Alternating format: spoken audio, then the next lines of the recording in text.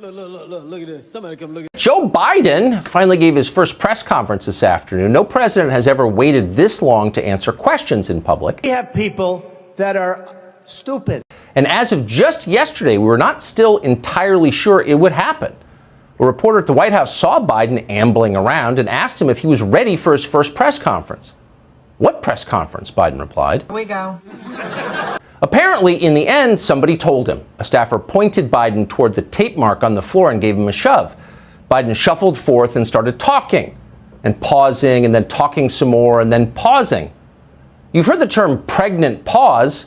Joe Biden's pauses were third trimester quintuplets. These pauses were ready to burst. Here's one of them.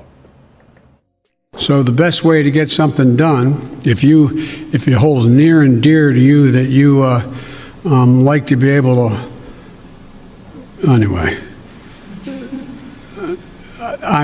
we're going to get a lot done. Got that, America? We're going to get a lot done. A lot. Of course, we'll get a lot more done and confuse far fewer people if we go ahead and read our policy positions from small pieces of paper that others have painstakingly prepared for us. That way we won't lose consciousness in mid-sentence or accidentally start a war. So when the topic of North Korea arose, Joe Biden knew exactly what to do. He found his piece of paper and he started reading the words that had been written on it. We're consulting with our allies and partners, and there will be responses if they choose to escalate. We will respond accordingly. But I'm also prepared for some form of diplomacy. It's got to be pretty intimidating to the North Koreans, who, of course, are watching it in real time.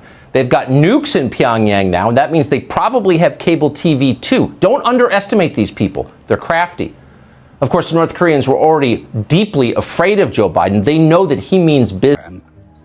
Not making any sense. They remember the time that Biden beat the crap out of the entire Kim family with a chain. He and Nelson Mandela back in '86. You've heard the story. They've lived it. It's part of their lore. And now this. North Korea is facing not just Joe Biden's masculinity, but an entire piece of paper with instructions on it that Joe Biden is perfectly willing to read anytime he needs to. That cue card is Joe Biden's secret weapon in the fight against nuclear proliferation. You can breathe easy, America.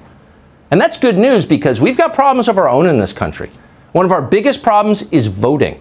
It's getting harder and harder to vote. There are some people in America, bigots, let's just call them what they are, who are demanding that we know voters' identities before we let them choose our government. They want people to show IDs at the polls, if you can even imagine, in 2021. Whew. Now I feel better.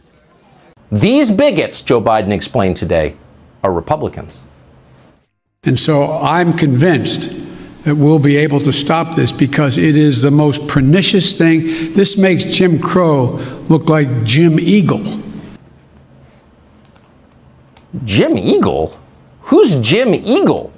A comic book hero from the 50s? Some kind of dog-faced pony soldier? We didn't know who Jim Eagle was, so we went scurrying to our Google machines to look it up. Then we realized, duh, we're being way too literal here. It's an analogy. Crow, eagle. They're both birds, but an eagle is much bigger than a crow. That means that asking people to show a driver's license when they vote is much more racist than segregation and lynchings. Segregation and lynchings were Jim Crow. Voter IDs are Jim Eagle. Way worse. Terrible. And that makes sense when you think about it.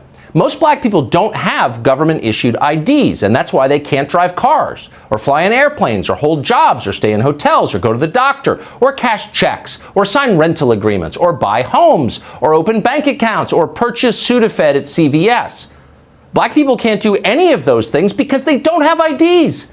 Millions and millions of them don't have IDs, and it's sad, as Joe Biden often points out. Now, you might think the solution to this tragedy would be make it easier for Americans to get IDs. Subsidize them if you have to.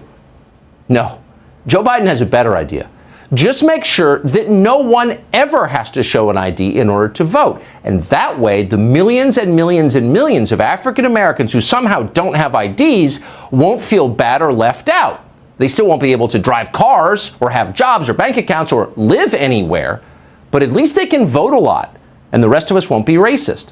Problem solved. Hey, that's pretty good.